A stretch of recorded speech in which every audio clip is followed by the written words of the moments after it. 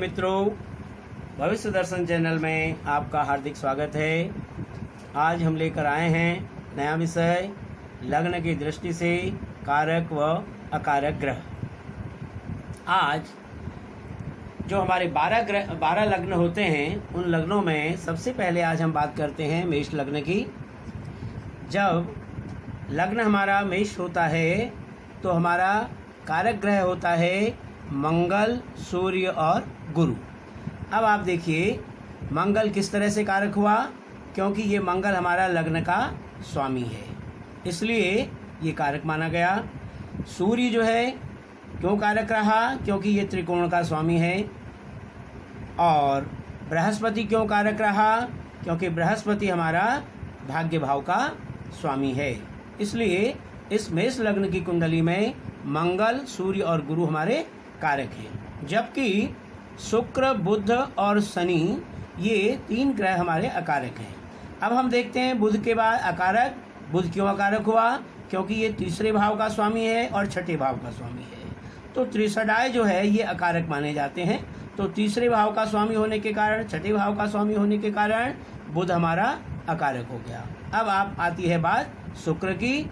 शुक्र जो है वो द्वितीय स्थान का ये मारक भाव कहलाता है, इसलिए अकारक हुआ। और बात आ गई अब शनि की। शनि जो है वो एकादश भाव का स्वामी है, दसम भाव का और एकादश भाव का। लेकिन एकादश भाव का स्वामी होने के कारण ये भी अकारक की भूमिका अदा करता है। और जबकि चंद्रमा मेष लग्न की कुंडली में तटस्थ की भूमिका अदा करता है। इस तरह से हम मेष लग्न को हम देख सकते हैं। अब हम बात करते हैं वृष लग्न की कुंडली का। अब जैसे ये दूसरी कुंडली आप देख रहे हैं, ये वृषभ लग्न की कुंडली है। यहाँ पर 2 का अंक है, इससे आपको पता चल जाता है ये वृष लग्न की कुंडली है। अब इस कुंडली में आप देखिए ध्यान से, जो कारक ग्रह है इसमें शनि, बुध, सूर्य और मंगल, ये 4 ग्रह इसके कारक हैं। अब शनि, सबसे पहले हम शनि की बात करते हैं। शनि कारक क्यों रहा, क्योंकि शनि जो है भाग्य स्थान का स्वामी है और कर्म क्षेत्र का स्वामी है।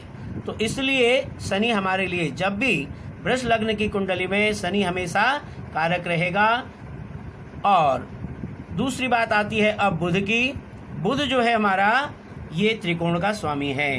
त्रिकोण का स्वामी होने के कारण इसलिए बुध जो है वृष लग्न की कुंडली के लिए कारक रहेगा। अब आती है बात सूर्य की।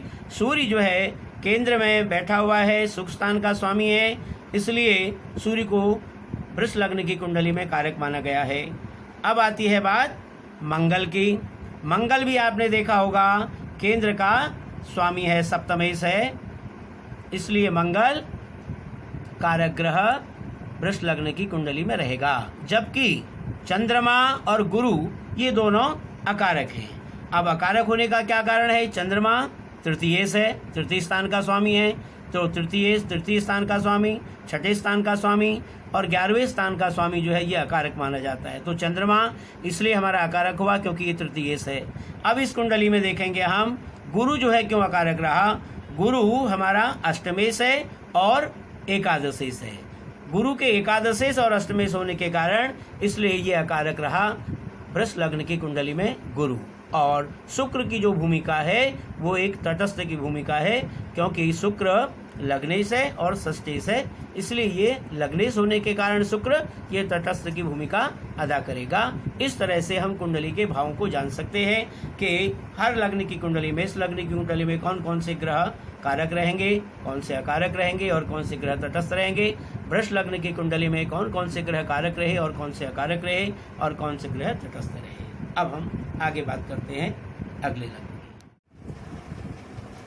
अब हम बात करते हैं मिथुन लग्न की। मिथुन लग्न, ये 3 का अंक जो आपको दिखाई दे रहा है ये है मिथुन लग्न। यहाँ पर कारक जो हमारे ग्रह है मिथुन लग्न में शुक्र और शनि। अब सबसे पहले हम बात करते हैं शुक्र क्यों कारक रहा, क्योंकि मिथुन लग्न की कुंडली में पंचमेश है शुक्र, तो इसलिए त्रिकोण का स्वामी होने के कारण शुक्र मिथुन लग्न की कुंडली में कारक माना गया। अब दूसरी बात है शनि की। शनि क्यों कारक रहा, क्योंकि शनि भाग्येश है। भाग्येश होने के कारण ये शनि मिथुन लग्न की कुंडली में कारक का कार्य करेगा, यानी कि शुभ रहेगा। जब जब इसकी दशा अंतरदशा प्रत्यंतर दशा आएगी उस हिसाब से ये अपना फल देगा। अब हम बात करते हैं अकारक ग्रहों की मिथुन लग्न के लिए। मंगल, गुरु और सूर्य, ये 3 ग्रह इसके लिए अकारक हैं। अब हम बात करते हैं सबसे पहले मंगल की। मंगल क्यों अकारक रहा? क्योंकि मंगल षष्ठेश है, छठे स्थान का स्वामी है और एकादश भाव का स्वामी है, इसलिए तीसरा, छठा और 11वां ये त्रिषडाय जो है ये अकारक माने जाते हैं। तो छठे भाव का स्वामी होने के कारण और 11वें भाव का स्वामी होने के कारण मंगल अकारक रहा। इसने मंगल की अकारक की भूमिका अदा की। अब आती है बात गुरु की।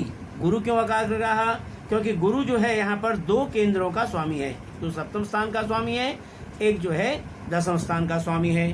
तो इसलिए गुरु को केंद्राधिपत्य दोष लग गया, जिसके कारण ये मिथुन लग्न की कुंडली में गुरु अकारक हो गया। अब आती है बात सूर्य की। सूर्य क्यों अकारक माना गया? क्योंकि सूर्य जो है ये तृतीय भाव का स्वामी है। मिथुन लग्न की कुंडली में सूर्य तृतीयेश होता है, इसलिए तृतीयेश भी अकारक माना जाता है। जबकि इस कुंडली में चंद्रमा और बुध, अब बुध भी लग्नेश भी है और चतुर्थेश भी है। इस कारण से लग्नेश होने के कारण बुध की जो स्थिति है मिथुन लग्न में वो तटस्थ की भूमिका रहती है और चंद्रमा की भी तटस्थ की भूमिका रहती है। इस तरह से हम मिथुन लग्न की कुंडली को देख सकते हैं। अब इसके बाद हम आते हैं कर्क लग्न की कुंडली में। ये आपके सामने कर्क लग्न है, 4 का अंक लिखा हुआ है, ये कर्क लग्न कहलाता है। कर्क लग्न की कुंडली में मंगल और गुरु ये दोनों कारक ग्रह माने गए हैं। अब कारक ग्रह किस प्रकार से मंगल और कारक है? मंगल जो है यहाँ पर भी पंचमेश है, त्रिकोण का स्वामी है। त्रिकोण का स्वामी होने के कारण मंगल कारक रहा, और जबकि गुरु जो है भाग्येश होने के कारण ये हमारा कारक रहा। अब आती है बात अकारक की। अकारक बुध और शुक्र ये दोनों अकारक रहे। अकारक किस प्रकार से रहे? अब बुध की स्थिति कुंडली में आप देखिए, बुध जो है ये तृतीय स्थान का स्वामी है।